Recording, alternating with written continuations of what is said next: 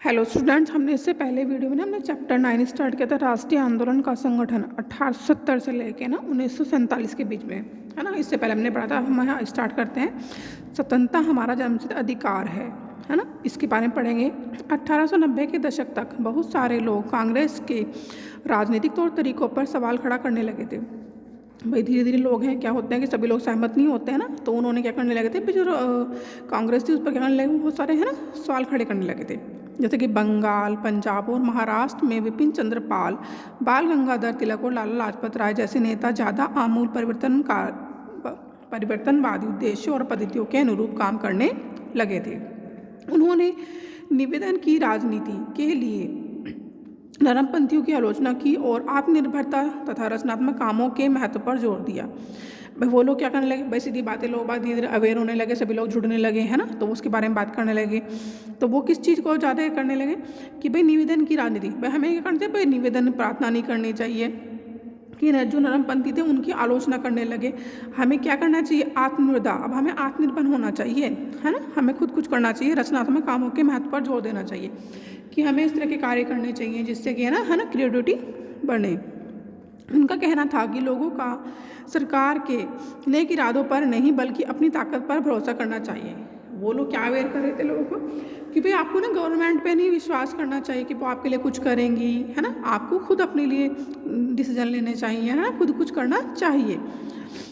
लोगों को स्वराज के लिए लड़ना चाहिए। बस स्वराज मतलब अपनी स्वतंत्रता को पाने के लिए, लोगों अपने अधिकारों को पाने के लिए लोगों को लड़ना चाहिए, अपनी आवाज़ उठानी चाहिए और लड़ना चाहिए।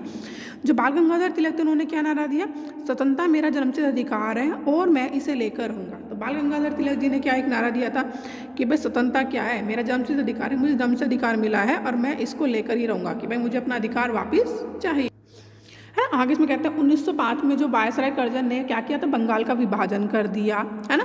और उस उक्त बंगाल ब्रिटिश भारत का सबसे बड़ा प्रांत था।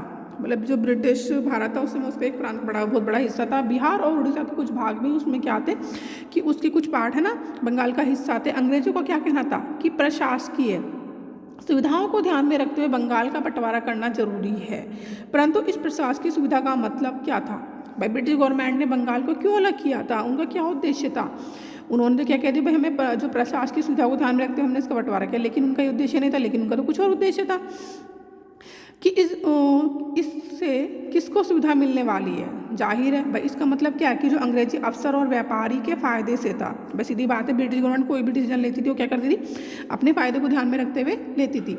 लेकिन सरकार ने गैर बंगाली इलाकों को अलग करने की बजाय उसके पूर्वी भागों को अलग करके असम में मिला दिया। भाई जो बंगाल के बंगाली इलाके थे, है ना, उसको अलग करने के लिए क्या किया उसे, है ना, पूर्वी असम मतलब पूर्वी बंगाल को कहाँ मिला दिया, कि उसके पूर्वी भागों को अलग करके असम में मिला दिया। पूर्वी बंगाल को अलग करने के पीछे, जो पूर्वी बंगाल है उसे अलग करने के पीछे अंग्रेजों का क्या उद्देश्य रहा होगा कि बंगाली राजनेताओं के प्रभाव पर अंकुश लगाना। भाई आपने देखा कि धीरे धीरे हर जगह भारत में क्या हो रहे थे, आंदोलन वगैरह फैल रहे थे, लोग अवेयर हो रहे थे, है ना, ब्रिटिश गवर्नमेंट के अगेंस्ट विरुद्ध अपनी वो आवाज़ उठा रहे थे। तो ब्रिटिश गवर्नमेंट को क्या था कि उन पर जो वो आंदोलन कर रहे हैं उन पर पाबंदी लगाना था, है ना, बंगाली जनता को बांट दिया जाए। भाई सीधी बात है, जब वो अलग अलग भागों में बांट देगी तो लोग क्या होंगे, आपस में डिवाइडेड हो जाएंगे और वो लोगों को, है ना, उनके जो मूवमेंट वगैरह उनको कंट्रोल कर सकते, खत्म कर सकते हैं। बंगाल के विभाजन से देश भर में क्या हो गया, गुस्से की लहर फैल गई। भाई सभी लोग गुस्से में आगे भाई भी हमें अलग कर रहे हैं। मध्यम मार्गी और आमूल परिवर्तनवादी कांग्रेस के सभी धड़ों ने इसका क्या किया, सभी लोगों ने मिलकर इसका बहुत विरोध किया, है ना। विशाल जनसभाएं, मतलब लोग क्या करने लगे, मीटिंग करने लगे, है ना, और जुलूस निकालने लगे। किसके लिए, ब्रिटिश गवर्नमेंट के अगेंस्ट, है ना। जन प्रतिरोध के नए नए रास्ते ढूंढने लगे। इससे जो संघर्ष उपजा उसे स्वदेशी आंदोलन के नाम से जाना गया।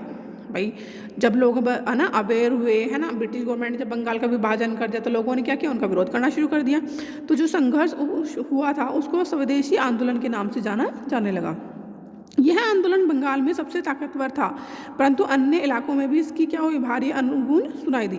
भाई ठीक है, बंगाल में बहुत ज़्यादा लोग क्या होने लगे, विरोध करने लगे। तो ये खाली इसका प्रभाव बंगाल में नहीं पड़ा, है ना, और भारत के दूसरे इलाकों में भी इसका प्रभाव देखने को। इसमें ना आपको साइड में दिया गया है कि मेज अखबार का नाम देखिए। तिलक के संपादन में निकलने वाला मराठी अखबार कौन सा था, केसरी था। ब्रिटिश शासन का कट्टर आलोचक बन गया था। भाई जो यहाँ पे एक न्यूज़पेपर का नाम दिखा रखा है कौन सा है, केसरी है ना। उसके संपादक कौन थे, तिलक थे और वो ब्रिटिश गवर्नमेंट के क्या थे, कट्टे आलोचक थे, यानी कि ब्रिटिश गवर्नमेंट के अगेंस्ट वो इसमें है जो भी भाई वो लोग गलत कार्य करते थे उसमें है ना उनके बारे में वो छपता था, है ना। जैसे कि आंध्र के डेल्टा इलाकों से में इसे वंदे मातरम, देखो वहाँ पर तो आंदोलन का नाम कुछ और था, यहाँ पे क्या वंदे मातरम आंदोलन के नाम से जाना जाने लगा। स्वदेशी आंदोलन ने ब्रिटिश शासन का विरोध किया और स्वयं सहायता स्वदेशी उद्यमों, राष्ट्रीय शिक्षा और भारतीय भाषा के उपयोग को बढ़ावा दिया। स्वराज के लिए अमूल प्रयत्नों के धड़े से जनता को लामबंद करने और ब्रिटिश संस्थाओं व वस्तुओं के बहिष्कार पर जोर दिया। भाई वो लोग क्या करने लगे, स्वदेशी है ना, अपने भाई सीधी बात है कि स्वदेशी अपने आंदोलन चलाने लगे, ब्रिटिश शासन का क्या करने लगे, वो लोग विरोध करने लगे कि क्या हमें अपनी हेल्प मदद खुद ही करनी है, सहायता खुद ही करनी है ना। जो राष्ट्रीय शिक्षा है हमें हमेशा कौन सी अपनी भारतीय भाषा को, जो हमारी भारत की भाषा में उसको बढ़ावा देना चाहिए। स्वराज के लिए हमें क्या करना चाहिए, लड़ना चाहिए। फिर ब्रिटिश संस्थाओं में वस्तुओं के बहिष्कार पर जोर दिया। भाई जितनी ब्रिटिश ऑर्गेनाइजेशन संस्थाएं वगैरह हैं, लोग ब्रिटिश वहाँ से एजुकेशन ले रहे हैं, हमें उनका क्या करना चाहिए, विरोध करना चाहिए, है ना। जो बाहर की चीज़ें वगैरह हैं उन पर भी क्या करना चाहिए, हमें उनका विरोध करना चाहिए। कुछ लोग ब्रिटिश शासन को उखाड़ फेंकने के लिए क्या करने लगे, भाई कुछ लोग तो क्या करने लगे, क्रांतिकारी हिंसा के समर्थक हो गए। वह सीधी बातें लोग आराम से नहीं मानेंगे, सीधी बातें हिंसा से ही मानेंगे। 20वीं शताब्दी के प्रारंभिक दशकों में कई दूसरी महत्वपूर्ण घटनाएं भी घटी, और दूसरी कौन कौन सी, जैसे 1906 में मुसलमान जमींदारों और नवाबों के एक समूह ने ढाका में क्या किया, ऑल इंडिया मुस्लिम लीग का गठन किया। अगर पूछा जाए कि भाई ऑल इंडिया मुस्लिम लीग का गठन कब किया गया था, 1906 में मुसलमान जमींदारों और नवाबों के द्वारा किया गया था। लीग ने बंगाल विभाजन का समर्थन किया। भाई जो ये लीग थी, भाई इन्होंने जो बंगाल विभाजन किया वो उन्होंने क्या किया, उसको समर्थन किया। उनकी क्या मांग, बस लीग की क्या मांग थी, भाई मुसलमानों के लिए क्या अलग से एक निर्वाचिका की व्यवस्था की जाए। 1909 में सरकार ने क्या हुआ, उनकी मांग को मान लिया। बस सीधी बात है, गवर्नमेंट जो चाहती थी आपस में फूट पड़े। अब परिषदों में कुछ सीटें मुसलमान उम्मीदवारों के लिए आरक्षित कर दी गई। जब उनकी भाई मांग मान ली गई तो जाहिर उनकी कुछ सीटें भी रिजर्व कर दी गई होंगी, जिन्हें मुस्लिम मतदाताओं द्वारा ही चुनकर भेजा जाना था। इससे राजनेताओं में अपने धार्मिक समुदाय के लोगों को अपना राजनीतिक समर्थन बनाने का लालच पैदा हो गया। बस सीधी बात है, कोई भी पॉलिटिकल लीडर है वो क्या कहता है कि भाई हम अपने धार्मिक समुदाय बनाएंगे, है ना, हमारे जो जितने पॉलिटिकल आपस में एक दूसरे समर्थ होंगे हम उन्हीं को है ना एज उम्मीदवार के रूप में वहाँ पर भेजेंगे। 1907 में कांग्रेस टूट गया। भाई धीरे धीरे क्या हुआ, कांग्रेस में फूट पड़ गई, आपस में टूटने लगे। मध्यम वर्गीय बड़ा क्या करना है, बहिष्कार की राजनीति के विरुद्ध हो गए। इन लोगों का क्या मानना था कि इसके लिए बल प्रयोग की आवश्यकता होगी। लोगों को धीरे धीरे कुछ लोग क्या होने लगे कि भाई आराम से नहीं मांगे, हमें तो इनका क्या करना, बल के भाई विरोध करना पड़ेगा खुल के बल से। तो संगठन टूटने के बाद कांग्रेस पर के मध्यम वर्गीय धड़े का दबदबा बन गया, जबकि तिलक के अनुयायी बाहर से काम करने लगे थे। कांग्रेस में आपस में क्या हो गया कि जो मध्यम वर्गीय थे आपस में संगठन टूटने लगा, लेकिन जो तिलक के अनुयायी उनके मानने वाले थे, फॉलोवर्स थे, वो है ना क्या करने, बाहर से ही काम करने लगे थे। दिसंबर 1915 में दोनों खेमों में एक बार फिर एकता स्थापित हुई। अगर हम दिसंबर 1915 की बात करें, कौन सी दो खेमें, एक तो कांग्रेस थी और दूसरी कौन सी थी, मुस्लिम लीग में आपस में, है ना, वो लोग आपस में भाई मिलजुल एकता स्थापित हुई।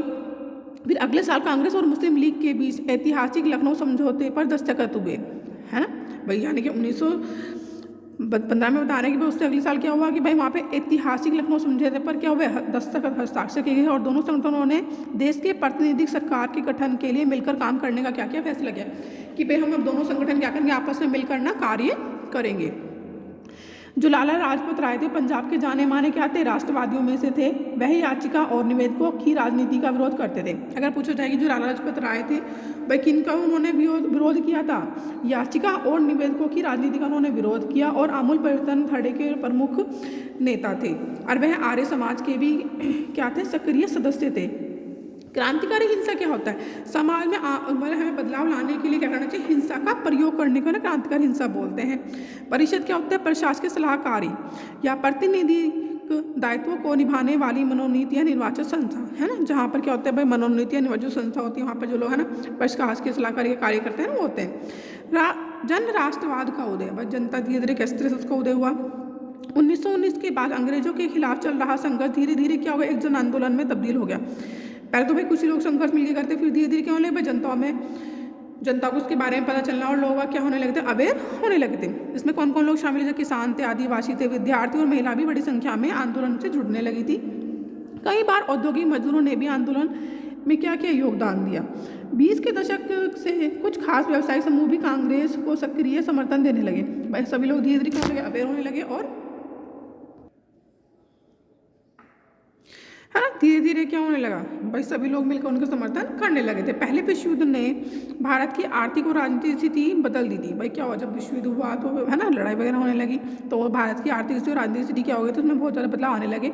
इस युद्ध की वजह से क्या हुआ, ब्रिटिश भारत सरकार के रक्षा व्यय में क्या होने लगी, भारी इजाफा हुआ। इस खर्चे को निकालने के लिए क्या हुआ, सीधी बात है, जब युद्ध होगा, युद्ध में क्या हुआ, पैसा चाहिएगा। पैसे को उन अपनी पैसे को कहाँ से वसूल करते थे कि इन्होंने क्या किया कि जितने भी सरकार के निजी आय और व्यावसायिक मुनाफे पर क्या कर दिया, उन्होंने कर बढ़ा दिया। लोगों पर जब कर बढ़ गया, सैनिक व्यय में इजाफे तथा युद्ध की आपूर्ति की वजह से जरूरी कीमतों की चीज़ों में भारी क्या होगा, जो एक जरूरी चीज़ें होती थी व्यक्ति, उन चीज़ों के दाम बढ़ गए। और जब चीज़ों के दाम बढ़ गए तो जो आम आदमी उनके लिए अपनी ज़िंदगी को गुजारा करना क्या हो गया, बहुत ही मुश्किल हो गया। दूसरी ओर व्यावसायिक समूह युद्ध से बेहिसाब मुनाफा कमा रहे थे। जितने भी व्यवसाय समूह, जब चीज़ों के दाम बढ़ गए तो जाहिर जितने भी व्यापारी वगैरह हैं क्या है, उनको उससे बहुत ज़्यादा मुनाफा प्रॉफिट होने लगा था। इस युद्ध में औद्योगिक वस्तुओं की क्या होने लगी कि मांग बढ़ने लगी। अन्य देशों से भारत आने वाले आयात में कमी ला दी थी। बस सीधी बात है, जब चीज़ों के दाम बढ़ जाएंगे तो चीज़ों का बाहर से जो आप चीज़ें आ रही आयात कर रहे हैं तो उसमें क्या होगी, कमी होने लगेगी। इस तरह युद्ध के दौरान भारतीय उद्योग का विस्तार हुआ और भारतीय व्यावसायिक समूह विकास के लिए और अधिक अवसरों की मांग करने लगे। बस सीधी बात है, जब बाहर से चीज़ों का आयात होना कम हो गया तो जो भारत के उद्योग व्यापार वगैरह हैं उनको क्या हुआ भाई, उन्हें भाई बढ़ने का मौका मिला। तो भारतीय जो व्यावसायिक समूह के लिए क्या हुआ कि और अधिक अवसरों की मांग, भाई उन्हें और अपॉर्चुनिटी अवसर मिलने लगे। युद्ध ने अंग्रेजों को अपनी सेना बढ़ाने के लिए क्या कर दिया, जब सीधी बात है युद्ध होने लगा, अब युद्ध के लिए उन्हें सेना की आवश्यकता पड़ेगी, तो उन्होंने सेना को बढ़ाने के लिए क्या किया कि उन्होंने गांवों से जो सिपाही वगैरह हैं है ना, उनकी सिपाहियों की भर्ती पर दबाव देने, लोगों पर प्रेशर बनाने लगे कि भाई आप लोग क्या हो सेना में भर्ती हो है ना एज ए सैनिक के रूप में। तो बहुत सारे सिपाही क्या हो, जब युद्ध पर लड़ने के लिए दूसरे देशों में गए, हाँ देशों के युद्ध के मोर्चे पर भेज दिया गया। तो इसलिए बहुत सारे सिपाही युद्ध के बाद एक समझदारी लेकर लड़े कि उनमें क्या समझदारी आई कि साम्राज्यवादी शक्तियाँ एशिया और अफ्रीका के लोगों का किस तरह शोषण करती है। जितनी भी हमारी भाई साम्राज्यवादी शक्तियाँ हैं, लोगों का भाई एशिया और अफ्रीका लोगों का क्या कर रही है, किस तरह से शोषण है ना कर रही है। फलस्वरूप ये लोग भी भारत में औपनिवेशिक शासन का विरोध करने लगे थे। इसके अलावा 1917 में रूस में क्रांति हुई। धीरे धीरे सीधी बात है, कोई भी लोगों का शोषण करेगा तो जाहिर धीरे धीरे को एक टाइम बाद क्या होगा कि लोग बाग गवर्नमेंट के अगेंस्ट अपनी वॉइस उठाना शुरू कर देंगे। तो 1917 में जो रूस में क्रांति हुई थी, इस घटना के चलते किसानों और मजदूरों के संघर्षों का समाजवादी विचार बड़े पैमाने पर क्या होने लगे, हर विचार और फैलने लगे, जिससे भारतीय राष्ट्रवादियों को नई प्रेरणा मिलने लगी थी। धीरे धीरे जब लोगों के पास है ना भाई पता चलेगा भाई वहाँ पर उन लोगों ने इस तरह से गलत कार्य किए हैं ना, लोग उसके अगेंस्ट अपनी वॉइस उठा रहे हैं, तो धीरे धीरे सब लोग क्या होते हैं, अवेयर होते हैं, जागरूक होते हैं और वो भी उनके अगेंस्ट अपनी वॉइस है ना उठाना शुरू कर देते हैं। ठीक है बच्चों, आप इसको यहाँ पे ध्यानपूर्वक इस वीडियो को सुनेंगे है ना, इस चैप्टर को रीड करेंगे और कहीं भी कोई डाउट होता है आप मुझसे पूछ लेंगे। Okay student, bye, take care.